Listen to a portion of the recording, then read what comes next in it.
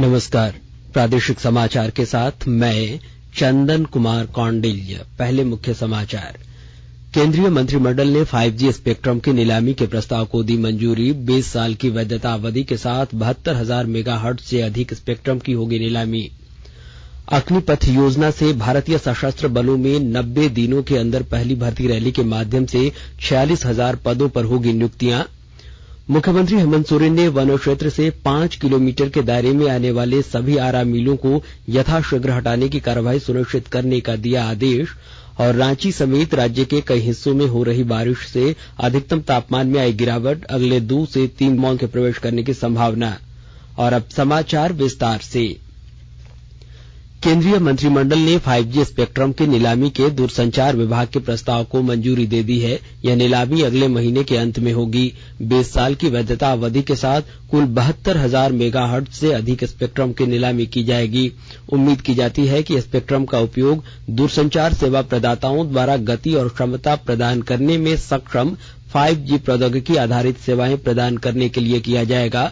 यह वर्तमान 4G सेवाओं की तुलना में लगभग 10 गुना बेहतर होगी। 2014 में 10 करोड़ ग्राहकों की तुलना में आज ब्रॉडबैंड के 80 करोड़ ग्राहक हैं। नई 5G सेवाओं से व्यापार उद्योग को बढ़ावा मिलेगा और रोजगार के अवसर भी बढ़ेंगे। मंत्रिमंडल ने ऑटोमोटिव, स्वास्थ्य देखभाल, कृषि और ऊर्जा जैसे क्षेत्रों में आर्टिफिशियल इंटेलिजेंस को बढ़ावा देने के लिए निजी कैप्टिव नेटवर्क के विकास का भी निर्णय लिया है। भारत के 8 शीर्ष प्रौद्योगिकी संस्थानों में स्थापित 5G परीक्षण सुविधाएं भारत में घरेलू 5G प्रौद्योगिकी को गति दे रही हैं। अग्निपथ योजना के तहत भारतीय सशस्त्र बलों में अगले 90 दिनों के अंदर पहली भर्ती रैली के माध्यम से 46,000 पदों पर नियुक्तियां होंगी। Major general Rajesh Kumar SMVSM ने आज रांची स्थित इन्फेंट्री डिवीजन में अग्निपथ योजना के बारे में संवाददाता सम्मेलन को संबोधित करते हुए बताया कि यह एक परिवर्तनकारी सुधार है। उन्होंने बताया कि इस योजना के तहत ITI और अन्य तकनीकी प्रतिष्ठानों से भर्ती करके सेना में शामिल सैनिकों की तकनीकी दक्षता को बढ़ाया जाएगा। यह वर्ष 2030 तक भारतीय सशस्त्र बलों की औसत आयु प्रोफाइल को 32 वर्ष से घटाकर 25 वर्ष करने में मददगार साबित होगी। इस अवसर पर कर्नल मंजीत सांगवान ने अग्निवीरों के सशस्त्र बलों में योगदान के बारे में बताते हुए कहा कि अग्निपथ योजना उन्हें छोटी और लंबी दोनों अवधि के लिए सेवा करने का अवसर प्रदान करेगी। सेवा में रहते हुए वे सम्मानजनक वेतन और भत्ते प्राप्त करेंगे, जबकि 4 साल के बाद छोड़ने वालों को अपने दूसरे करियर में शामिल होने के लिए वित्तीय, तकनीकी और सांस्थानिक रूप से सशक्त बनाया जाएगा। अग्निपथ स्कीम जो लाई गई है, इसका मेन उद्देश्य सेना में डिस्ट्रिक्ट आज तक रिक्रूटमेंट के दायरे में नहीं आ पा रहे थे, उनको भी इसमें लाने की कोशिश की जाए। आज के युवा के लिए सिर्फ यही है कि अपने आप को निरंतर बेहतर बनाने की कोशिश करते रहें। ये स्कीम आपके लिए है और जब इसका भर्ती प्रक्रिया स्टार्ट होती है, बढ़ चढ़कर हिस्सा लें। ये एक अनुपम मौका है आपके लिए, एक छोटी उम्र में अपने पांव पे खड़ा होने का, बेहतर बनने का और देश के लिए काम आने का, सेना में रहते हुए, बल्कि उसके बाद भी आप सोसाइटी को बहुत अच्छे से कंट्रीब्यूट कर पाएंगे। निर्वाचन आयोग ने देश के 16वें राष्ट्रपति पद के चुनाव के लिए अधिसूचना जारी कर दी है। 29 जून तक नामांकन भरे जा सकेंगे। राष्ट्रपति चुनाव के लिए मतदान 18 जुलाई को होगा और 21 जुलाई को मतगणना होगी। राष्ट्रपति रामनाथ कोविंद का कार्यकाल 24 जुलाई को समाप्त हो रहा है। राष्ट्रपति का चुनाव एक निर्वाचक मंडल द्वारा किया जाता है, जिसमें लोकसभा, राज्यसभा और राज्य विधानसभाओं के निर्वाचित सदस्य होते हैं। इनमें दिल्ली और पुद्दुचेरी विधानसभाओं के निर्वाचित सदस्य भी शामिल हैं। मतदान संसद में और विधानसभा परिसरों में होगा। राष्ट्रपति चुनाव में मतदाताओं की कुल संख्या 4,809 है। इनमें 776 सांसद और 4,033 विधानसभा सदस्य हैं। राज्य में हवाई संपर्क बढ़ाने के लिए एविएशन टरबाइन फ्यूल पर वैट की दर को 20% से घटाकर 4% करने का निर्णय लिया गया है। यह आदेश अधिसूचना राजपत्र में इसके प्रकाशन की तिथि से प्रभावी होगी। इस फैसले से हवाई किराए में कमी आने की उम्मीद है। साथ ही राज्य में हवाई संपर्क बढ़ाने के अतिरिक्त पर्यटन के क्षेत्र को भी बढ़ावा मिलेगा। इधर मुख्यमंत्री हेमंत सोरेन ने सभी उपायुक्तों को सर्वजन पेंशन योजना से जोड़ने का पुनः आदेश दिया है। मुख्यमंत्री ने कहा कि राज्य में पेंशन से वंचित जरूरतमंदों को सर्वजन पेंशन से जोड़ने हेतु विशेष अभियान चलाया जा रहा है। लाखों लोगों को योजना से जोड़ा जा चुका है। सभी उपायुक्त कृपया सुनिश्चित करें कि कोई भी जरूरतमंद पेंशन से वंचित न रह जाए। गौरतलब है कि राज्य भर में विगत 8 जून से सर्वजन पेंशन योजना से जोड़ने के लिए 1 माह तक आयोजित विशेष अभियान का शुभारंभ मुख्यमंत्री ने गुमला से किया है। इस बीच मुख्यमंत्री को जानकारी मिली कि धनबाद तोपचांची प्रखंड के चिरुडीह गांव के सुनीता देवी के पति की मृत्यु लगभग 2 वर्ष पूर्व हो चुकी है, लेकिन आज तक वे विधवा पेंशन से वंचित हैं। उनकी आर्थिक स्थिति ठीक नहीं है। इसकी जानकारी के बाद मुख्यमंत्री ने उपायुक्त धनबाद को मामले की जांच कर सुनीता देवी को मदद पहुंचाने हेतु सूचित करने का आदेश दिया है। और झारखंड में कोरोना की रफ्तार दिन प्रतिदिन बढ़ रही है। राज्य में कोरोना के 65 सक्रिय मामलों में सबसे अधिक रांची में 29 केस सक्रिय हैं। राज्य के 24 जिलों में कोरोना के 18 मरीज मिले हैं। स्वास्थ्य विभाग की ओर से आज बताया गया कि पिछले 24 घंटों में कोरोना से 5 मरीज स्वस्थ हुए हैं। इसके विपरीत राज्य में 5 जिलों से कोरोना के 18 नए मरीज मिले हैं।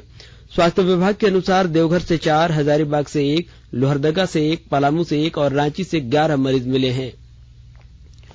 और आकाशवाणी के ताजातरीन समाचारों के लिए आप हमारी वेबसाइट newsonair.com पर लॉग ऑन कर सकते हैं। ताजा समाचार Twitter handle @AIR News Alerts और Facebook page all India radio news पर भी उपलब्ध है। आप प्रादेशिक समाचार एकांश के ट्विटर हैंडल @AIR News_Ranchi और फेसबुक पेज, इंस्टाग्राम पेज और YouTube channel AIR News Ranchi पर भी हमारे बुलेटिन सुन सकते हैं। प्रादेशिक समाचार आप आकाशवाणी रांची से सुन रहे हैं और अब पेश है कोरोना से बचाव के कुछ संदेश। चलो मिलकर एक शुरुआत करें, चलो एक फैसला आज करें, मास्क नहीं तो टोकेंगे, कोरोना को रोकेंगे, चलो एक वादा करते हैं, चलो कुछ वादा करते हैं, मास्क नहीं तो टोकेंगे, कोरोना को रोकेंगे। भारत सरकार द्वारा जनहित में जारी। कोविड-19 से बचाव और सुरक्षित रहने के 3 उपाय। मास्क लगाएं, 2 गज दूरी है जरूरी, सुरक्षित दूरी रखें, हाथ और मुंह साफ रखें। प्रादेशिक समाचार में आपका एक बार फिर से स्वागत है। मुख्यमंत्री हेमंत सोरेन ने वन विभाग के उस प्रस्ताव को अस्वीकृत कर दिया है जिसमें राज्य में 1996 के पूर्व वन क्षेत्र से 5 किलोमीटर के दायरे में संचालित आरा मिलों को रेगुलराइज करने के लिए आग्रह किया गया था। इसी क्रम में मुख्यमंत्री ने वन विभाग को आदेश दिया है कि वन क्षेत्र से 5 किलोमीटर के दायरे में आने वाले सभी आरा मिलों को यथाशीघ्र हटाने की कार्रवाई सुनिश्चित करे। मुख्यमंत्री के इस निर्णय का दूरगामी प्रभाव आने वाले दिनों में झारखंड राज्य के जंगलों और पर्यावरण पर दिखेगा। इससे जंगलों में लकड़ियों की हो रही अवैध कटाई पर लगाम लगेगी, साथ ही जंगली जीव, जंगल और वनस्पति संरक्षित हो सकेंगे। वन विभाग ने देवघर जिला के सारठ एवं सरवन प्रखंड स्थित अवैध रूप से संचालित 4 आरा मिलों में छापेमारी कर भारी मात्रा में सागवान की लकड़ी जब्त की है। साथ ही वन विभाग द्वारा इन आरा मिलों को पूरी तरह से ध्वस्त कर दिया गया है। रांची रेल मंडल में वित्तीय वर्ष 2022-23 में रेलवे के विकास कार्यों और यात्री सुविधाओं तथा संरक्षा में बढ़ोतरी के लिए पिछले वर्ष की तुलना में 5 गुना अधिक कार्य स्वीकृत किए गए हैं।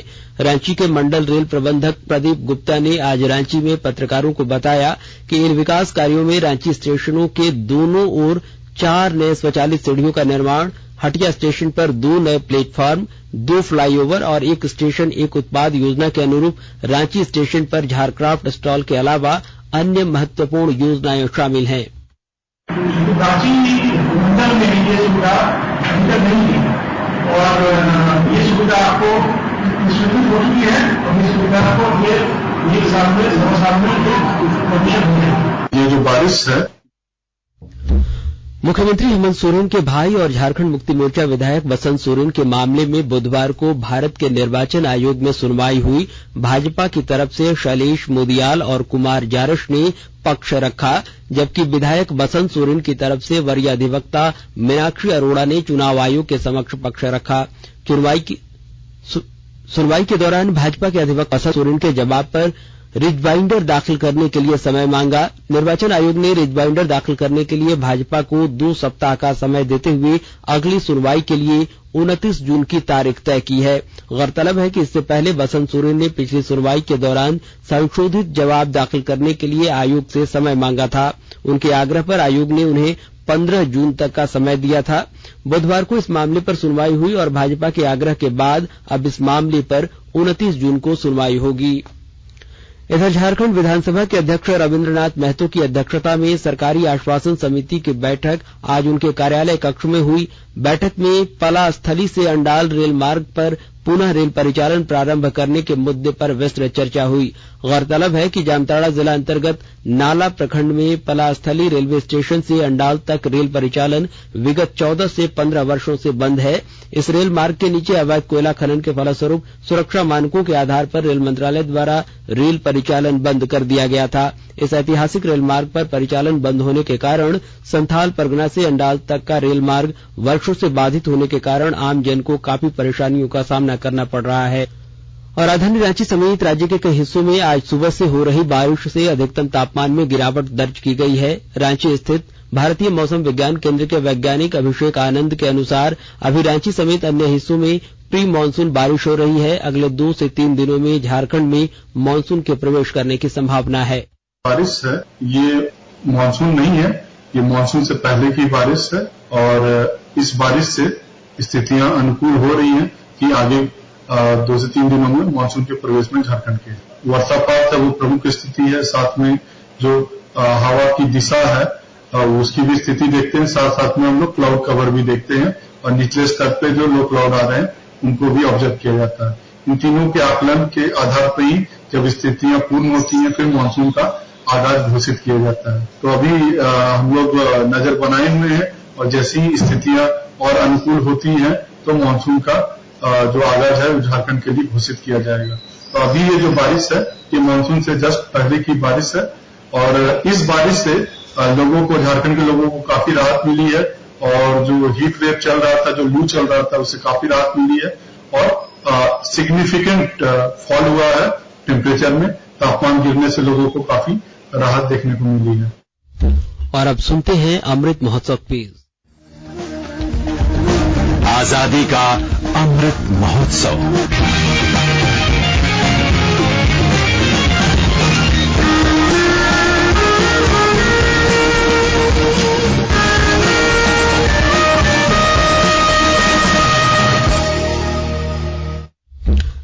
देश के 75वें स्वाधीनता दिवस समारोह के उपलक्ष्य में आजादी का अमृत महोत्सव के अंतर्गत प्रादेशिक समाचार एकांश आकाशवाणी रांची स्वाधीनता संग्राम और उसके गौरवशाली इतिहास पर साप्ताहिक विशेष प्रश्नोत्तरी का आयोजन कर रहा है। यह क्विज 15 अगस्त 2022 तक प्रत्येक बुधवार को शाम 7 बजे प्रसारित होने वाले प्रादेशिक समाचार में शामिल होगा। सेंट्रल कोलफील्ड्स लिमिटेड और mission blue foundation Amrit Mahotsav quiz में आकाशवाणी समाचार रांची के साथ सहयोगी के रूप में शामिल हैं।